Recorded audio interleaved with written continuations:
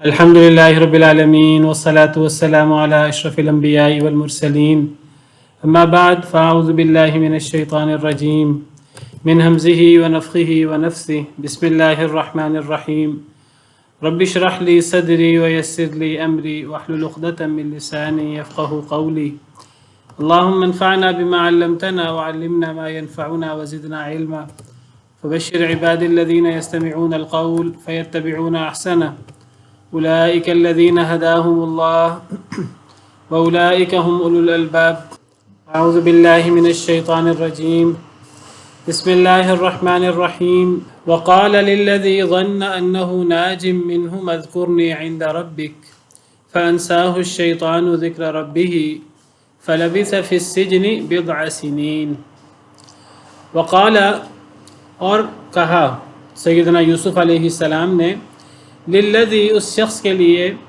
ظن انہ ناجن جس کے بارے میں انہوں نے گمان کیا تھا یا یقین کیا تھا.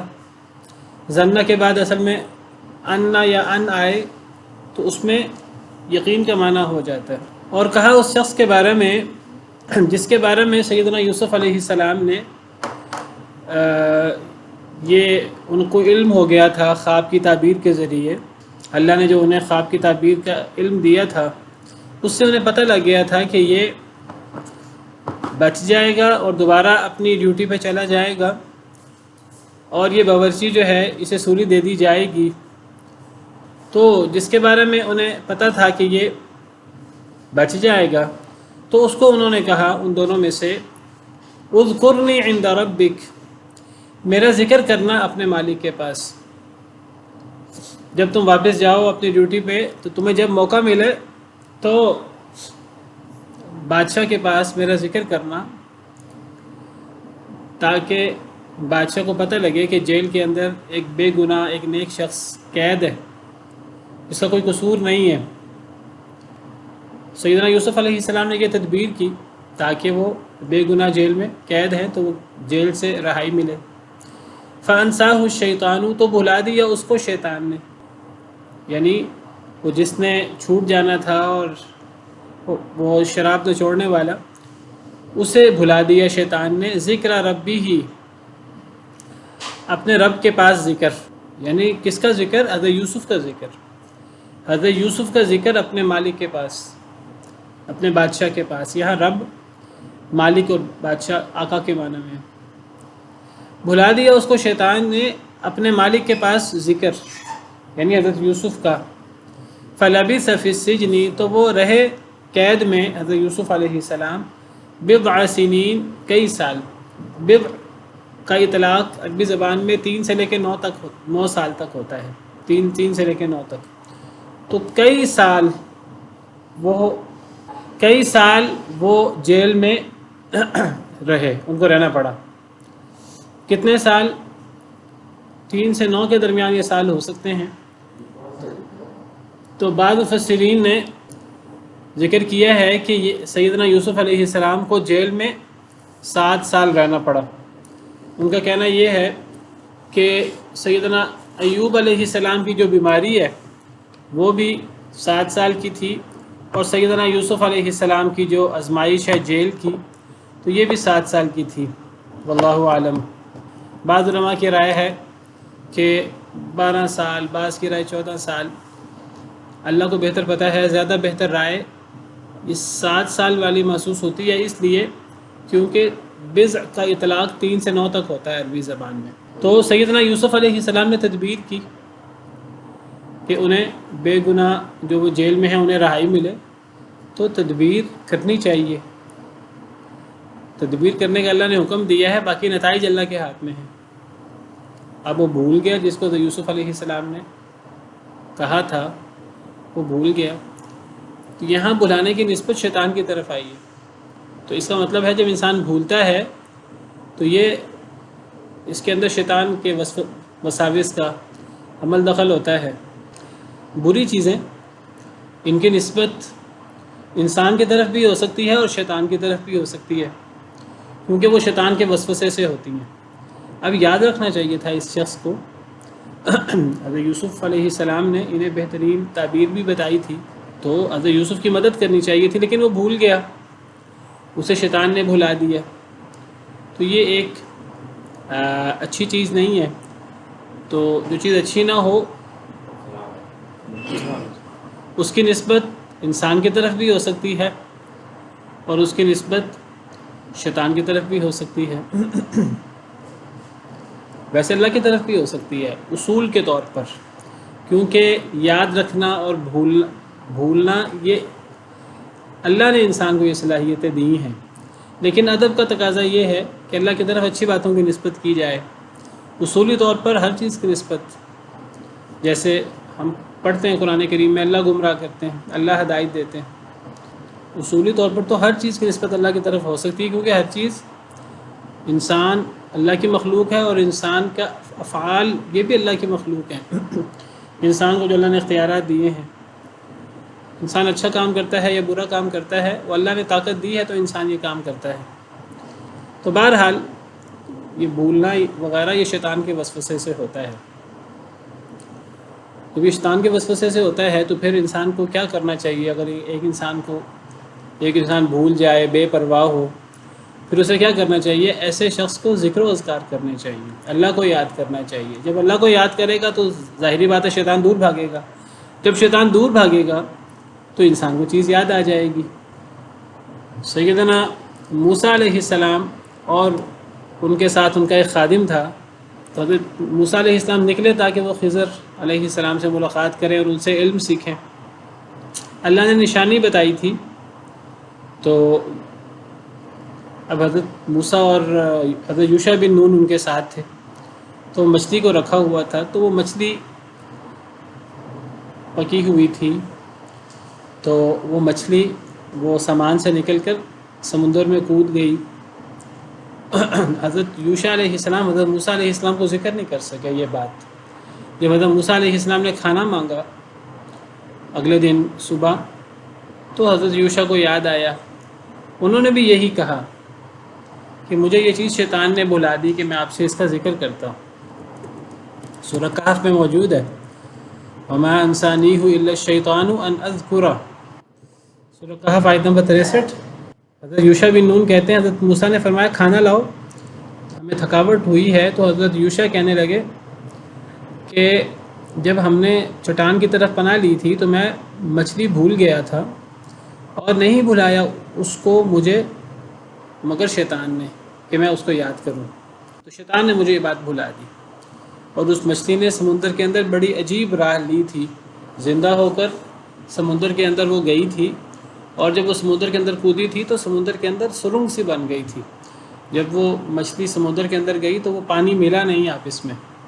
یہ نشانی تھی کہ اب حضرت موسیٰ کی حضرت خضر علیہ السلام سے ملاقات ہوگی۔ بہرحال یہاں بھی بھولنے کی نسبت شیطان کی طرف ہے۔ تو جب یہ شیطان کے وسوسوں سے ہوتا ہے بھولنا، تو پھر انسان کو چاہیے کہ انسان اور کوئی چیز بھول جائے تو اللہ کو یاد کرے، اللہ کو یاد کرے گا، ذکر و اذکار کرے گا، درود پڑھے گا اور اس قسم کی چیزیں، تو پھر انسان کو چیزیں یاد آ جاتی ہیں۔ اسی لیے سورہ کہف میں ایک جگہ پر اللہ تعالیٰ فرماتے ہیں، سورہ کہف میں آیت نمبر 23 اللہ فرماتے ہیں وَلَا تَقُولَنَّ لِشَيْءٍ إِنِّي فَاعِلٌ ذَلِكَ غَدًا، کہ نبی صلی اللہ علیہ وسلم آپ نے کوئی کام کرنا ہو تو کبھی یہ بات نہ کہیں کہ میں کل یہ کام کروں گا، ایسے نہ کہیں إِلَّا أَن يَشَاءَ اللَّهُ، مگر انشاءاللہ ضرور کہیں۔ انشاءاللہ کہے بغیر کبھی بھی مستقبل کے بارے میں کسی اپنے پروگرام کا انشاءاللہ کہے بغیر ذکر نہ کریں۔ کبھی یہ نہ کہیں کہ میں کل یہ کام کروں گا، انشاءاللہ کہے بغیر یہ بات نہیں کہنی چاہیے۔ وَاذْكُرْ رَبَّكَ إِذَا نَسِيتَ، اور اللہ کو یاد کریں، اپنے رب کو یاد کریں جب آپ بھول جائیں۔ وَقُلْ عَسَىٰ أَن يَهْدِيَنِ رَبِّي لِأَقْرَبَ مِنْ هَٰذَا رَشَدًا، اور کہیں شاید کہ میرا رب مجھے ہدایت دے اس سے بھی بہتر رستے کی۔ تو جب انسان بھول جائے تو انسان کو اللہ کو یاد کرنا چاہیے۔ جب اللہ کو یاد کرے گا، ذکر و اذکار کرے گا تو شیطان دور ہوگا، جب شیطان دور ہوگا تو پھر انسان کو بات یاد آ جائے گی۔ ایک سوال ہے کہ حضرت یوسف علیہ السلام نے خود جیل میں جانے کی خواہش کی، پھر جیل سے نکلنے کی بھی تدبیر کی۔ حضرت یوسف علیہ السلام نے جیل میں جانے کی خواہش نہیں کی تھی، میں نے اس دن بھی وضاحت کی تھی حضرت یوسف نے کبھی بھی یہ نہیں کہا کہ میں نے جیل میں جانا ہے. حضرت یوسف کو جیل میں جا کے کیا ان کو وہاں کوئی آرام ملنا تھا؟ حضرت یوسف نے تو اصل میں عورتوں کے فتنے سے بچنے کی خواہش کی تھی. اور جب وہ زلیخا اور ان لوگوں نے کہا کہ اگر حضرت یوسف نے ہماری بات نہ مانی تو ان کو جیل جانا پڑے گا اور ذلیل ہونا پڑے گا، تو حضرت یوسف نے تب کہی تھی یہ بات کہ جیل زیادہ محبوب ہے اس فتنے سے اور ان چیزوں سے. یہ مراد نہیں کہ حضرت یوسف علیہ السلام جیل میں جانا چاہتے تھے. جیل میں کون جانا چاہے گا؟ کوئی بھی نہیں جانا چاہے گا. آزمائش تو مانگنی بھی نہیں چاہیے انسان کو.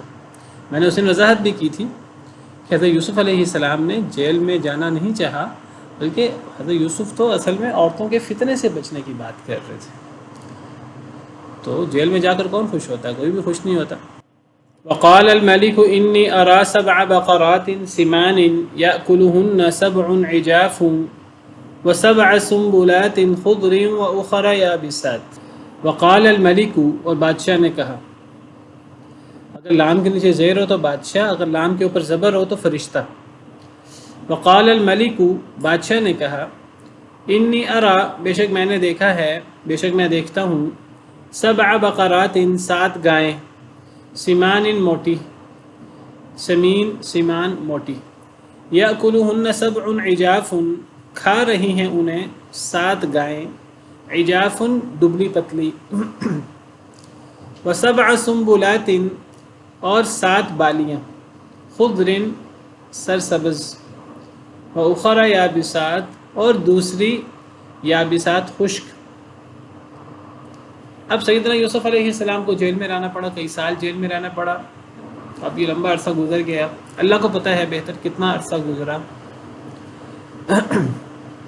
جیسے میں نے ذکر کیا کہ بعض مفسرین کی رائے ہے کہ 7 سال، اللہ عالم.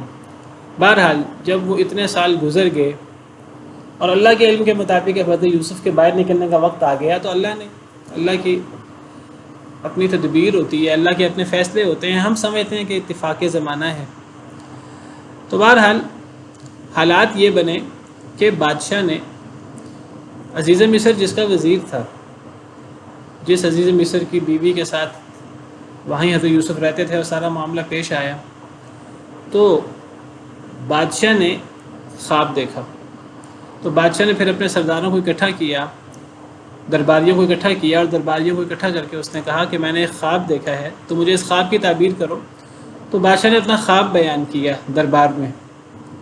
وہ کہنے لگا کہ بے شک میں دیکھتا ہوں 7 موٹی گائیں. یأکلہن 7 عجاف، کھا رہی ہیں انہیں 7 پتلی گائیں. اب ایسا خواب بادشاہ نے دیکھا کہ بادشاہ بڑا پریشان ہوا. خواب بھی بڑا عجیب تھا.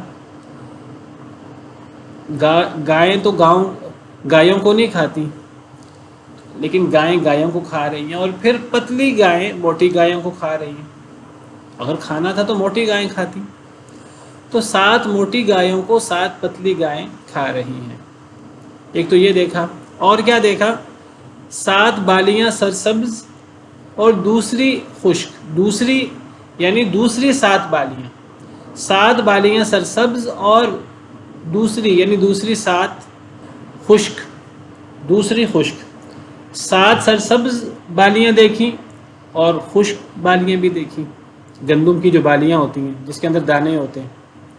اب یہ خواب دیکھا بادشاہ نے. پھر کہنے لگا یا ایھا الملأ، اے سردارو. ملا اسے کہتے ہیں جس کو دیکھ کر آنکھیں جھک جائیں رعب کی وجہ سے. سردار، ملا کا مطلب بھرنا ہوتا ہے.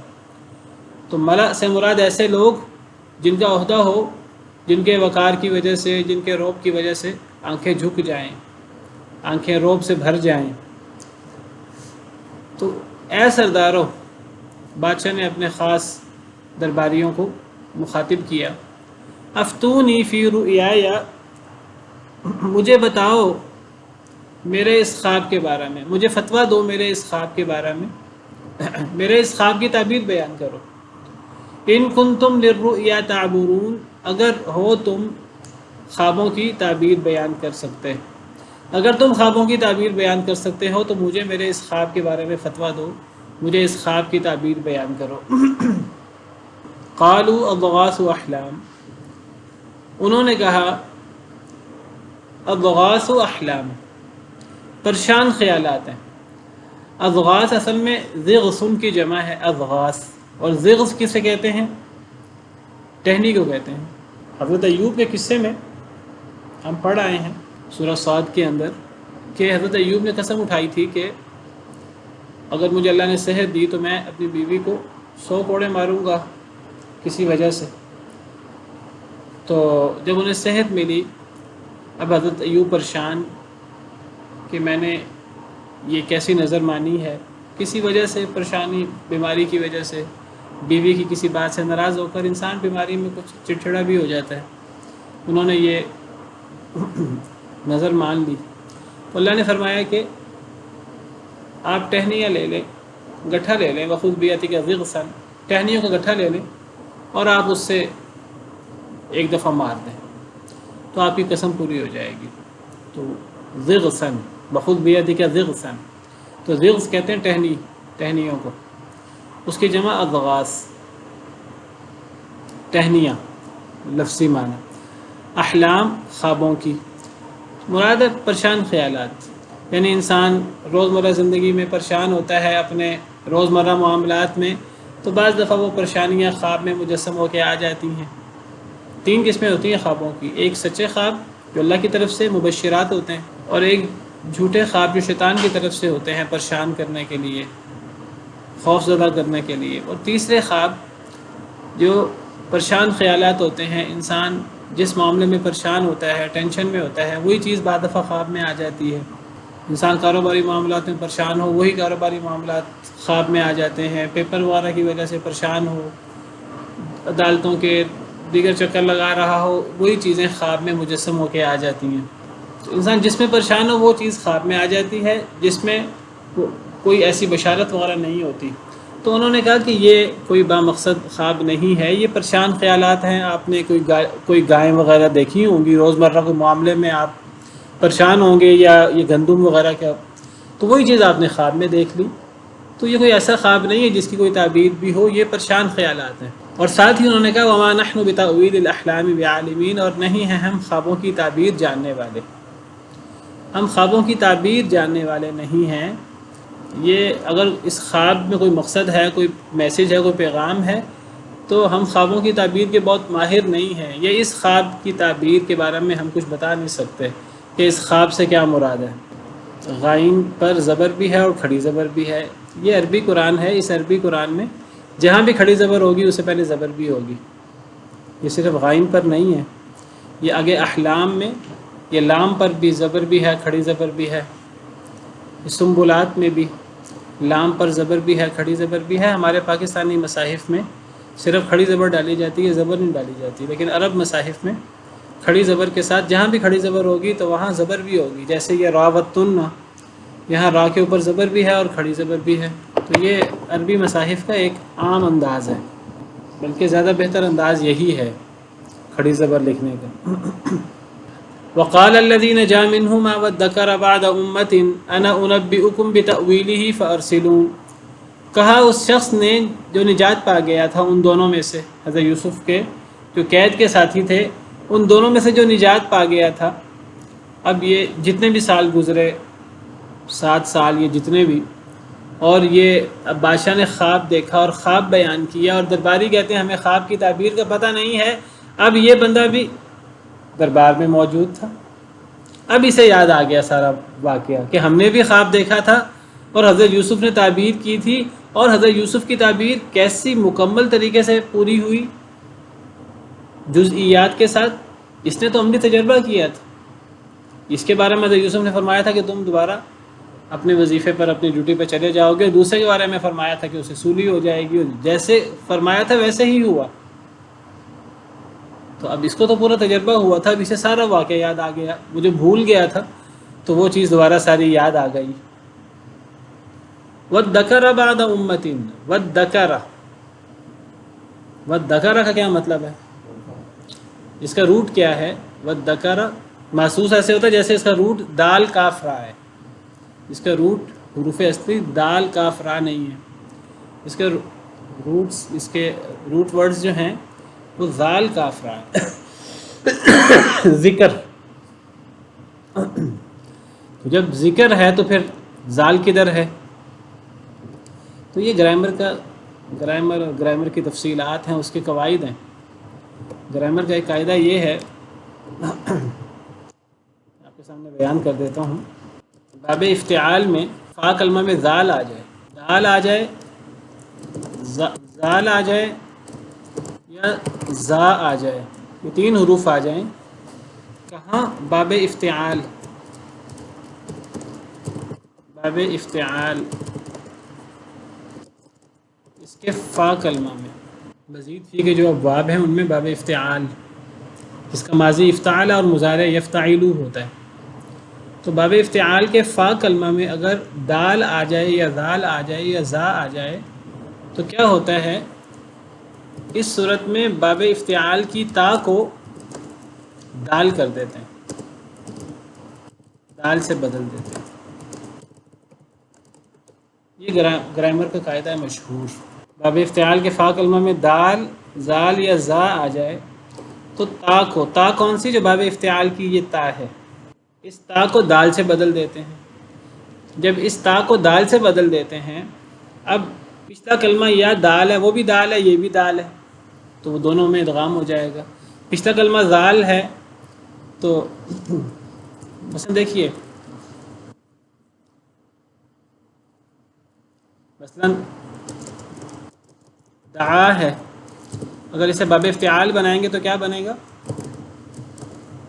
فعل ماضی دعا سے بننا چاہیے ادتعا، تو ادتعا نہیں کہتے، کیا کہتے ہیں؟ اس کو ادعا کہتے ہیں، ادعا یدعی، یعنی اگر فا کلمہ میں دال آ گیا ہے باب افتعال میں تو اس تا کو، جو اگلا تا ہے، اس کو دال بنا دیں گے۔ جب دال بنا دیں گے تو یہ دال کا دال میں ادغام ہو جائے گا، ادعا یدعی۔ اسی طرح مثلا ذکر ہے، ذکر، اگر اس سے باب افتعال بنائیں، باب افتعال سے فعل ماضی، تو از تکر یذتکر، تو از تکر یذتکر میں تا کو کیا کریں گے؟ دال بنائیں گے۔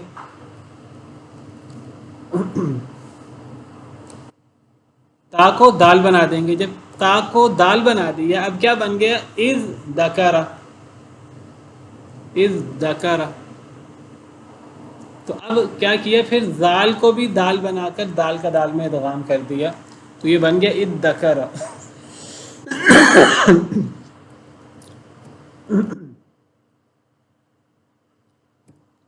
اور اسی طرح اگر زا آ جائے، زکا سے پاک ہونا، اگر اسے باب افتعال بنائیں از تکا، تو از تکا سے از دکا دال بنے گا، پھر ادغام ہوگا۔ تو بہرحال تو یہ ودکرا یہ ذکر سے ہے، زال کاف اور را سے۔ میں نے اس لیے وضاحت کر دی کہ ذکر کا معنی عام طور پہ ہمیں معلوم ہوتا ہے یاد کرنا، یاد آنا، تو ودکرا اور اسے یاد آیا۔ وَلَقَدْ يَسَّرْنَا الْقُرْآنَ لِلذِّكْرِ فَهَلْ مِن مُدَّكِرٍ، وہ بھی اسی سے ہی ہے۔ وَلَقَدْ يَسَّرْنَا الْقُرْآنَ لِلذِّكْرِ، ہم نے قرآن کو آسان کر دیا ہے یاد دہانی کے لیے، للذکر یاد کے لیے، یاد دہانی کے لیے۔ فَهَلْ مِن مُدَّكِرٍ، یہ مدکر بھی ذکر سے ہی ہے۔ کوئی نصیحت پکڑنے والا تو ہو، کوئی نصیحت پکڑنے کے لیے تیار ہے، کوئی نصیحت حاصل کرنا چاہتا ہے تو نصیحت ملے گی انشاءاللہ، کوئی نصیحت حاصل کرنے والا تو ہو، تو مدکر بھی اسی صحیح ہے۔ اور کہا اس شخص نے جو بچ گیا تھا، جس کو نجات ملی تھی ان دونوں میں سے، اور اسے یاد آیا بعد امت، ایک امت کے بعد۔ امت سے کیا مراد ہے یہاں؟ امت کے مختلف معنی ہوتے ہیں۔ امت کا ایک معنی جماعت، یہ 12ویں پارے کے شروع میں بھی میں نے ذکر کیا تھا۔ امت کا ایک معنی جماعت، امت جماعت۔ امت کا ایک معنی مدت،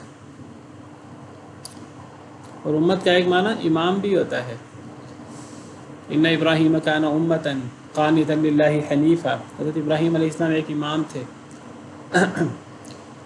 امت کا ایک معنی مدت بھی ہوتا ہے، تو یہاں امت مدت کے معنی میں ہے، اور 12ویں پارے کے شروع میں بھی ہم نے یہ پڑھا تھا وَلَئِنْ أَخَّرْنَا عَنْهُمُ الْعَذَابَ إِلَىٰ أُمَّةٍ مَّعْدُودَةٍ، اگر ہم لیٹ کر دیں ان سے عذاب إِلَىٰ أُمَّةٍ مَّعْدُودَةٍ، ایک گنی چنی مدت تک، میں نے تب بھی وضاحت کی تھی اس کی، تو امت کا معنی مدت یہاں، اور اس کو یاد آیا لمبی مدت کے بعد، کئی سالوں کے بعد اسے یاد آیا حضرت یوسف کا، تو وہ کہنے لگا انا انبئکم، میں تمہیں خبر دیتا ہوں اس خواب کی تعبیر کی، بتأویلہ، اس کی تعبیر کی، فارسلون، پس بھیج دو مجھے، پس بھیج دو تم لوگ، نی، مجھے، یہ نی اس کے آگے یا ہے، اصل میں فارسلونی ہے، پس مجھے بھیج دو، مجھے بھیجو، میں جیل جاؤں گا، جیل میں ایک بڑا عبقری شخص موجود ہے، بڑا نیک شخص موجود ہے، وہ جو خواب کی تعبیر کرتا ہے ویسے ہی پوری ہو جاتی ہے،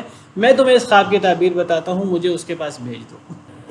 یوسف ایھا الصدیق افتنا فی 7 بقرات سمان یأکلہن 7 عجاف، یوسف، یوسف اسے پیچھے یا محذوف ہے، یا یوسف، حضرت یوسف علیہ السلام کو مخاطب ہو رہا ہے یہی شخص، یہی جو شراب نچوڑنے والا ہے، یوسف یعنی یا یوسف، اے یوسف، ایھا الصدیق، اے بہت نیک شخص، اے بہت سچے شخص، اے صدیق،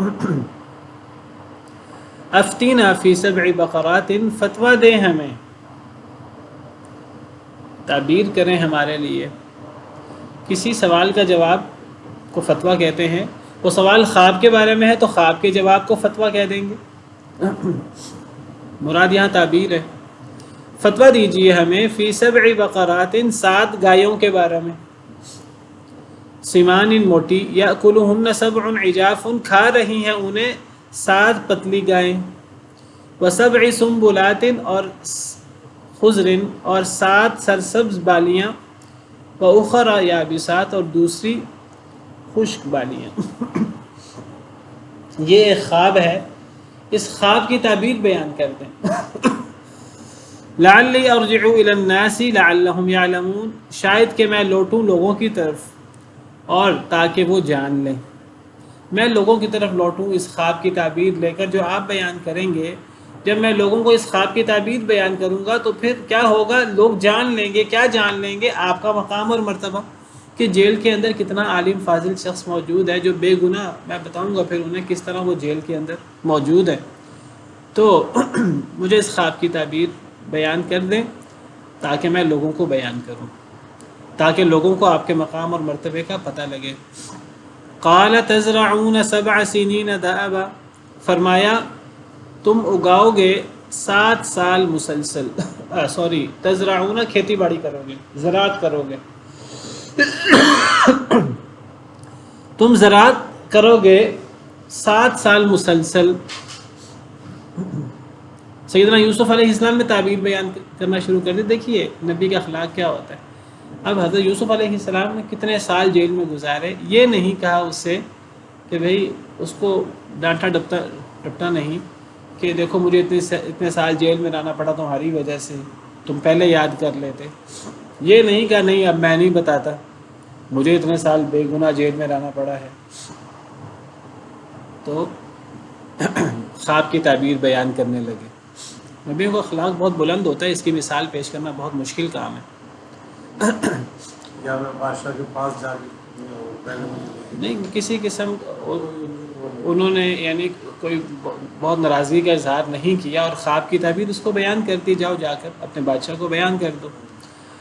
فرمایا کہ تم کھیتی باڑی کرو گے 7 سال دأباً مسلسل، فما حصدتم، پس جو تم کاٹو، حصد کھیتی کاٹنے کے لیے استعمال ہوتا ہے، جو تم کاٹو جب موسم آئے کاٹنے کا، فذروہ فی سنبلہ، تو چھوڑ دو اس کو اس کی بالی میں، الا قلیلا مما تأکلون، مگر تھوڑا اس سے جو تم کھاؤ۔ فرمایا 7 سال تم کھیتی باڑی کرو گے، یعنی 7 سال خوب فصل ہوگی، خوب بارشیں ہوں گی، خوب فصل ہوگی، اب تم نے کیا کرنا ہے کہ تم نے کھیتی باڑی کرنی ہے، اور جب فصل کاٹنے کا موقع آنا ہے گندم وغیرہ، تو جتنی استعمال کرنی ہے، جتنی کھانی ہے، اتنی وہ بالیوں سے نکال لینا. جو استعمال نہیں کرنی، تمہاری ضرورت سے زائد گندم ہوگی، بہت وافر گندم ہوگی 7 سال، اب تم نے اس کو محفوظ کرنا ہے. اور محفوظ کرنے کا طریقہ بھی بتا دیا. محفوظ کرنے کا طریقہ کار کیا ہے؟ یہ نہیں کہ اس کو بالیوں سے نکال کر اس کو پھر محفوظ کرنا کسی اور طریقے سے، بالیوں میں رہنے دینا. جتنا کھانا ہے گندم کو، جتنی تمہاری ملکی ضرورت ہے، جتنی ضرورت ہے اتنی نکال دینا، باقی بالیوں میں ہی رہنے دینا. ثم یاتی من بعد ذلک سبع شداد، پھر آئیں گے اس کے بعد 7 سخت سال. یأکلن ما قدمتم لہن الا قلیلا مما تحسنون، جو کھا لیں گے جو تم نے ان کے لیے آگے بھیجا. یعنی پہلے 7 سال خوب فصل ہوگی، خوب ہریالی ہوگی، خوب برکت ہوگی، اس میں تم نے ذخیرہ کر لینا، اور جو ضرورت سے زائد ہے اس کو ضائع کرنے کی بجائے، اجاڑنے کی بجائے اس کو بالیوں میں رہنے دینا. اور اگلے 7 سال سخت آئیں گے. ان سخت سالوں میں جو تم نے پہلے 7 سالوں میں بچا کر رکھا ہوگا، تو یہ اگلے 7 سال یہ اس کو بھی کھا جائیں گے. یعنی اگلے 7 سال کی فصل نہ تو وہ پوری آئے گی لوگوں کو، بلکہ وہ جو پچھلا ذخیرہ ہے وہ بھی ختم ہو جائے گا پچھلے 7 سالوں کا. پھر اس کے بعد 7 سخت سال آئیں گے قحط والے، وہ کھا لیں گے جو تم نے آگے بھیجا ہوگا ان 7 سالوں کے لیے. تمہارے پچھلے 7 سالوں کا ذخیرہ بھی وہ ختم کر دیں گے. الا قلیلا مما تحسنون، مگر بہت تھوڑا جو تم بچا کر رکھو، اس میں بھی تم نے کچھ بچا لینا ہے، اس میں سے کچھ ضرور بچانا ہے تاکہ تم دوبارہ آئندہ فصل تم زراعت کر سکو اور آئندہ دوبارہ دانہ وغیرہ ڈال سکو. تو وہ تو بچانا ہی بچانا ہے. تو یہ اگلے 7 سال بڑے مشکل ہوں گے قحط کے. تھوڑی فصل ہوگی، تمہارا پچھلا ذخیرہ بھی سارا ختم ہو جائے گا. ثم یأتی من بعد ذلک عام، پھر آئے گا اس کے بعد 1 سال، فیہ یغاث الناس، جس میں مدد کیے جائیں گے لوگ. یغاث غوث سے ہے، جس میں لوگ مدد کیے جائیں گے. وفیہ یعصرون، اور جس میں لوگ خوب نچوڑیں گے. عصر یعصر، عصیر عربی میں جوس کو کہتے ہیں. جس میں لوگ نچوڑیں گے، یعنی پھر 1 سال خوب ہریالی کا آئے گا، خوب پھل ہوگا، لوگ پھلوں کا خوب جوس نکالا کریں گے اور خوب پھلوں کو استعمال کریں گے. تو سیدنا یوسف علیہ السلام نے یہ تعبیر کی. جی حماد صاحب. وعلیکم السلام ورحمۃ اللہ. جو ہم دیکھتے ہیں کہ جیسے یہاں پر الفاظ کی نا ریپیٹیشن ہوئی ہے، تو یہ الفاظ کی ریپیٹیشن قرآن میں کئی اور جگہ بھی دیکھتے ہیں. کیسے؟ اگر یہاں پہ جا کے یوسف علیہ السلام سے دوبارہ ہم اس سے اتنا ہی پوچھ لیتے کہ میں آپ کے پاس جو ہے وہ مجھے بات جو تعلیم بتا دیں، تو اس سے پہلے اسی ساری بات کو ایز ریپیٹ کرنے کی ضرورت کیوں پیش آتی ہے؟ یہ وہ خاص قرآن کا طریقہ کار ہے جس کے لیے جو سوال ہوتا ہے اس کو وہی دوبارہ جاتی ہے اسی انداز میں دوبارہ ریپیٹ ہو. اللہ تعالیٰ بہتر جانتے ہیں. پہلے پڑھ چکا ہے کہ سوال یہ ہے دوبارہ اس کو اس طرح ریپیٹ ہو. اللہ بہتر جانتے ہیں کہ یہ دوبارہ ریپیٹ کرنے میں کیا حکمت ہے، واللہ عالم. کئی دفعہ یعنی ایک چیز پہلے بیان ہوئی ہے، حضرت یوسف کے سامنے نہیں ہے، وہ بادشاہ نے لوگوں کے سامنے بیان کی. اب حضرت یوسف کے سامنے اس نے بیان کر دی. اب اللہ تعالیٰ یہاں وہ ساری بات کو ریپیٹ کرنے کی بجائے بس یہ ذکر ہو جاتا کہ بادشاہ نے یہ خواب دیکھا ہے. اب اللہ کو بہتر پتہ ہے کہ یہاں دوبارہ اللہ تعالیٰ نے کیوں ساری بات دہرائی ہے. اللہ بہتر جانتے ہیں، واللہ عالم. تو حضرت یوسف علیہ السلام نے خواب کی تعبیر بیان کی اور انتہائی بہتر اخلاق عالیہ کا مظاہرہ کیا. ناراض نہیں ہوئے اس سے بہت زیادہ، اور یہ نہیں کہا کہ میں تمہیں تعبیر بیان نہیں کروں گا. تعبیر بیان کی. حالانکہ جیل کے ساتھیوں پر بھی انہیں ناراضگی ہو سکتی تھی پوری طرح، اور انہیں بادشاہ اور پورے سسٹم کے اوپر ناراضگی ہو سکتی تھی، اور وہ ناراضگی ہوگی بالکل کہ مجھے یعنی بغیر کسی وجہ کے جیل میں رکھا ہوا ہے، لیکن انہوں نے خواب کی تعبیر بیان کی، اور خواب کی تعبیر بیان کی، ساتھ حل بھی بیان کرتے رہے۔ صرف یہ نہیں کہا کہ پہلے 7 سال خوب وافر فصل ہوگی، اگلے 7 سال مشکل سال ہوں گے، پھر 1 سال جو ہے وہ دوبارہ وافر فصل ہوگی۔ صرف خواب کی تعبیر بیان نہیں کی، ساتھ مسئلے کا حل بھی بتایا۔ آگے ہم پڑھیں گے حضرت یوسف نے جب بادشاہ نے ان کو بلایا باہر اور بادشاہ نے ان سے بات چیت کی، حضرت یوسف نے کہا مجھے یہ سارا کام دے دیں، میں یہ کام اچھے طریقے سے کر سکتا ہوں۔ لیکن یہاں جیل میں حضرت یوسف نے یہ نہیں کہا کہ بادشاہ مجھے بلائے گا تو میں بادشاہ کو اپنی خدمات پیش کروں گا۔ حضرت یوسف نے اپنی طرف سے جو خیر خواہی کر سکتے تھے وہ خیر خواہی کی، مسئلے کا حل بھی بتایا۔ اب دیکھیے سیدنا یوسف علیہ السلام نے خواب کی تعبیر بیان کی اپنے سارے شکووں شکایتوں کے باوجود، اور میں ذکر کر رہا تھا کہ صرف خواب کی تعبیر بیان نہیں کی، مسئلے کا حل بھی بیان کیا۔ یہ نہیں کہا کہ اگر مجھے باہر نکالا جائے گا تو میں خواب کی تعبیر بیان کروں گا، اس شرط پہ میں خواب کی تعبیر بیان کروں گا مجھے پہلے بے گناہ رکھا ہے، پہلے ہرجانہ ادا کیا جائے، یا مجھے پہلے جیل سے نکالا جائے، یا مجھے کوئی بڑا عہدہ دیا جائے، پھر میں خواب کی تعبیر بیان کروں گا، پھر میں حل بھی بیان کروں گا۔ نہیں، جیل میں رہتے رہتے خواب کی تعبیر بھی بیان کی اور ساتھ حل بھی بیان کیا۔ اب یہ جو تعبیر بیان کی سیدنا یوسف علیہ السلام نے، یہ تعبیر کتنی دقیق اور کتنی لطیف ہے، اس کا خواب کے ساتھ کیا ایک لطیف تعلق ہے، اس کو ہر بندہ نہیں سمجھ سکتا۔ اس کو کوئی بہت ماہر فن، کوئی جسے اللہ نے خوابوں کی تعبیر کا علم دیا ہو، وہی کچھ اس کو تھوڑا بہت سمجھ سکتا ہے، ورنہ یہ بہت ہی گہری اور بہت ہی لطیف قسم کی تعبیر ہے۔ آپ دیکھیے کہ بادشاہ نے 7 موٹی گائیں دیکھی تھی جن کو 7 پتلی گائیں کھا رہی تھیں۔ اب 7 موٹی گایوں کو 7 پتلی گائیں کھا رہی ہیں، تو اگر اس سے یہ مراد لیا جائے کہ 7 سال خوب فصل ہوگی اور 7 سال خوب قحط ہوگا، اور جو اگلے 7 سال کا قحط ہے وہ گویا کہ پچھلے 7 سال کی سرسبزی اور ہریالی کو کھا جائے گا، یہ تعبیر بیان ہوئی۔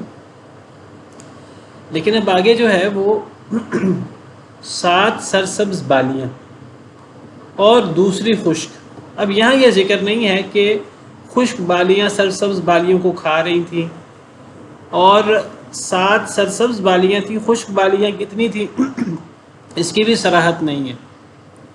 محسوس یہ ہوتا ہے واللہ عالم کہ وہ بھی 7 تھی، خشک بالیاں بھی 7 تھیں، لیکن دونوں دفعہ جو خواب کی تعبیر، جو خواب بیان ہوا ہے، بادشاہ نے جو خواب بیان کیا آیت نمبر 43 میں بھی، اور پھر وہ شراب نچوڑنے والے نے حضرت یوسف کے سامنے جو خواب بیان کیا ہے، دونوں میں خشک بالیوں کی تعداد بیان نہیں ہوئی، خشک بالیاں کتنی ہیں، اور کیا یہ خشک بالیاں سرسبز بالیوں کو کھا رہی تھیں۔ اگر وہ بھی 7 تھیں اور وہ بھی کھا رہی تھیں سرسبز بالیوں کو، یہ تو وہی 7 سرسبز سال کو 7 خشک سال اور 7 قحط والے سال جو ہیں وہ ان کے ذخیرے کو ختم کر رہے ہیں، اس سے بھی یہی مراد ہوگا۔ لیکن حضرت یوسف صرف یہ تعبیر نہیں کرتے کہ 7 سرسبز سال ہوں گے، خوب 7 سال بارشیں ہوں گی، خوب گندم ہوگی، اگلے 7 سال قحط ہوگا، ساتھ یہ بھی فرماتے ہیں کہ 1 سال مزید ہوگا، جس 1 سال میں لوگوں کی خوب مدد ہوگی، خوب پھر دوبارہ فراوانی ہو جائے گی، اور لوگ خوب یعنی پھل جو ہیں وہ رس سے بھرے ہوں گے، لوگ اس کا جوس نچوڑیں گے۔ اب یہ بڑی لطیف قسم کی تعبیر ہے، جس کو کوئی خاص جس کے پاس علم ہو تعبیر کا، وہی اس لطیف تعبیر کو سمجھ سکتا ہے۔ بہرحال یہ بہت بڑا علم ہے، اور اس علم کو ہر بندے کے لیے سمجھنا بھی مشکل ہوتا ہے۔ اشارے ہوتے ہیں، بعض دفعہ ان اشاروں سے چیزیں مراد لی جاتی ہیں، بعض دفعہ ایک عام بندے کو تو 2 خواب ایک جیسے نظر آ رہے ہوتے ہیں، لیکن وہ خوابوں میں زمین و آسمان کا، اس کی تعبیر میں زمین و آسمان کا فرق ہوتا ہے۔ بہرحال سیدنا یوسف علیہ السلام نے تعبیر بھی بیان کی اور مسئلے کا حل بھی بیان کیا۔ اب جب بادشاہ کے سامنے سارا معاملہ آیا تو بادشاہ تو آپ سمجھیے، اس کو ہم محاورے میں کہتے ہیں پھڑک ہی اٹھا کہ یہ کتنی علمیت ہے اور کتنا علم و فضل ہے اور کتنی بہترین تفسیر ہے۔ تو بادشاہ تو کہنے لگا وقال الملک اتونی بھی، اور بادشاہ نے کہا اسے لے آؤ میرے پاس. یہ کیسا بندہ جیل کے اندر موجود ہے، ایسا عالم فاضل بندہ جیل کے اندر موجود ہے، اس کو میرے پاس لے کر آؤ. کوئی بادشاہ نے تحقیق کرنے کی ضرورت محسوس نہیں کی، اس کا کیا مسئلہ ہے، اس کا کیا جرم ہے، میرے پاس لے آؤ اس کو. فلما جاءہ الرسول، جب نمائندہ آیا بادشاہ کا، رسول، پیغمبر، قاصد، جب آیا حضرت یوسف کے پاس نمائندہ یعنی بادشاہ کا لینے کے لیے، جیل سے نکالنے کے لیے، قال، تو فرمایا ارجع الی ربک، واپس لوٹو اپنے مالک کے پاس، اپنے بادشاہ کے پاس دوبارہ جاؤ، میں ابھی جیل سے نہیں نکلوں گا. فاسألہ، پس اس سے سوال کرو، ما بال النسوۃ اللاتی قطعن ایدیہن، کیا معاملہ ہے ان عورتوں کا جنہوں نے اپنے ہاتھ کاٹ ڈالے تھے. یہ سارا معاملہ اس کی پہلے تحقیق کریں، بجائے اس کے کہ بادشاہ کہتا کہ میں تحقیق کروں مسئلے کی، اگر حضرت یوسف بے گناہ ہوں گے تو میں انہیں نکالوں گا. بادشاہ تو متاثر ہو کر فوراً کہتا ہے کہ انہیں میرے پاس لے آؤ. اب حضرت یوسف جو جیل میں ہے، اور جیل میں کوئی ایک دن، کوئی چند دن، چند ہفتے، چند مہینے، چند سال نہیں، بہت سارے سال جیل میں رہے ہیں اور بے گناہ رہے ہیں. اور جیل کے اندر انسان کتنا قید ہو جاتا ہے اور کتنا پابند ہو جاتا ہے. اور یعنی کہا جاتا ہے کہ ایک قبر ہے جو مرنے کے بعد کسی کو نصیب ہوتی ہے، یہ زندہ لوگوں کی قبر ہے جیل. انسان جو ہے وہ ایک ہی جگہ محصور ہے، کچھ کر نہیں سکتا. تو اب حضرت یوسف علیہ السلام فرماتے ہیں جب تک مسئلہ واضح نہ ہو تب تک میں باہر نہیں آؤں گا. ان عورتوں کا پہلے مسئلہ حل کیا جائے، پوچھا جائے، پتہ لگے کہ ان عورتوں کا کیا معاملہ ہے جنہوں نے اپنے ہاتھ کاٹے تھے. مجھے جس کی وجہ سے جیل جانا پڑا، پہلے اس مسئلے کی تحقیق ہو جائے. ان ربی بکیدہن علیم، بے شک میرا رب ان کی چال کو خوب جاننے والا ہے. یعنی اگر حضرت یوسف موقع غنیمت جانتے کہ جی اب میں باہر آ رہا ہوں، مجھے آزاد کیا جا رہا ہے، مسئلہ حل نہ ہوتا تو یہ الزام جو حضرت یوسف پر لگا، حضرت یوسف پر ہی الزام لگایا گیا. وہ تو نیک بن گئی عورتیں، اور حضرت یوسف کو غلام ہونے کی وجہ سے یا ان کو جیل میں جانا پڑا. جو اقتدار والے ہیں وہ یہی کام کرتے ہیں، وہ نزلہ جو ہے وہ کمزوروں پر گراتے ہیں. حضرت یوسف پر نزلہ گرا سارا، حضرت یوسف کو جیل جانا پڑا. اب حضرت یوسف اگر جیل سے باہر آ جاتے معاملہ حل کیے بغیر، تو حضرت یوسف کی شخصیت پہ ایک داغ اور ایک دھبا ہے، وہ داغ اور دھبا صاف نہ ہوتا. اور یاد رکھیے کہ انسان کے لیے قیمتی چیز یہ نہیں ہے کہ انسان کے پاس کیا وسائل ہیں، کیا مال و دولت ہے، انسان کتنی نعمتوں میں ہے، انسان آزاد فضا میں جی رہا ہے. انسان اصل قدریں جو ہے وہ امانت، دیانت، کسی انسان کے اوپر داغ نہ ہو، لوگوں کے دل اس کے بارے میں صاف ہو. سیدنا یوسف علیہ السلام بے گناہ جیل میں رہے ہیں اتنی دیر، لیکن انہوں نے یہی مناسب سمجھا. نبی صلی اللہ علیہ وسلم نے بعض احادیث میں بڑی تعریف فرمائی ہے. آپ نے فرمایا کوئی اور ہوتا تو فوراً باہر آ جاتا، لیکن حضرت یوسف نے پہلے اپنی برات ضروری سمجھی تاکہ ان کی شخصیت لوگوں کے سامنے داغدار نہ ہو. لوگ یہ نہ سمجھیں کہ ابھی حضرت یوسف نے خواب کی تعبیر کی، ایک اللہ نے علم دیا، اس کا مظاہرہ کیا، اس کی وجہ سے انہیں جیل سے نجات مل گئی ہے، ورنہ یہ جیل میں رہتے کسی گناہ کی وجہ سے. گناہ تو صاف ہی نہیں ہوا، جو الزام لگا تھا وہ تو صاف ہی نہیں ہوا. تو انسان کی امانت، انسان کی دیانت، اصل چیزیں یہ ہیں، اس کی اہمیت کا پتہ لگتا ہے. یار مال و دولت کی اہمیت نہیں ہوتی. اگر ایک انسان کے اوپر، ایک انسان امین ہو اور اس کے اوپر خیانت کا الزام لگ رہا ہو، تو جو امانت دار لوگ ہوتے ہیں، امین لوگ ہوتے ہیں، وہ کروڑوں اربوں کا نقصان برداشت کر لیتے ہیں، اپنی امانت کے اوپر دبا نہیں لگنے دیتے. آپ نے امام بخاری کے بارے میں سنا ہوگا، مشہور واقعہ. امام بخاری ایک کشتی میں تھے، جہاز میں تھے، تو ایک شخص کو پتہ لگا کہ ان کے پاس دیناروں کی ایک تھیلی ہے، اور بہت 1000 دینار ہیں. دینار بہت بڑی رقم ہوتی ہے، اتنی بڑی تھیلی ہے. تو اس بندے نے شور مچا دیا جہاز کے اندر کہ میری 1000 دینار کی تھیلی گم ہو گئی ہے. اس کا مطلب یہ تھا کہ اب تلاشی لی جائے گی. تو امام بخاری کے پاس تھیلی نکلے گی تو ایک مسئلہ مشکوک ہوگا. امام بخاری اپنی عزت سے بچنے کے لیے یہ میرے حوالے کریں گے. لوگ اس قسم کے معاملات کرتے ہیں، اس قسم کے دھوکہ دہی کرتے ہیں، مال ہتھیانے کے لیے الٹے سیدھے کام کرتے ہیں. تو اب جب تلاشی لی گئی سب کی، تو کسی کے پاس بھی 1000 دینار کی تھیلی نہ نکلی، امام بخاری کے پاس بھی نہ نکلی. مسئلہ رفع دفع ہو گیا۔ تو کچھ دنوں کے بعد وہ بندہ امام بخاری کے پاس آیا، کہنے لگا کہ میں نے تو آپ کے پاس تھیلی دیکھی تھی، وہ تھیلی کہاں گئی آپ کے پاس؟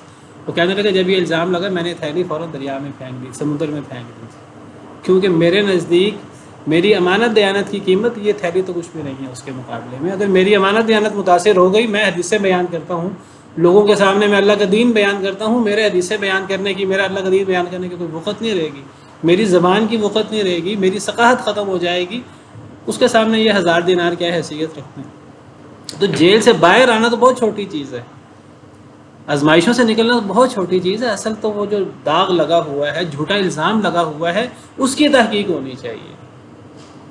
سیدنا یوسف علیہ السلام نے اپنے کردار سے یہ بات واضح کی کہ اصل چیز انسان کا کردار ہوتا ہے، کردار کی صفائی سب سے زیادہ ضروری ہوتی ہے۔ چلیں باقی انشاءاللہ کل اسی موضوع کو آگے بڑھائیں گے۔ سبحان ربک رب العزت عما یصفون وسلام علی المرسلین۔ جی الحمدللہ رب العالمین۔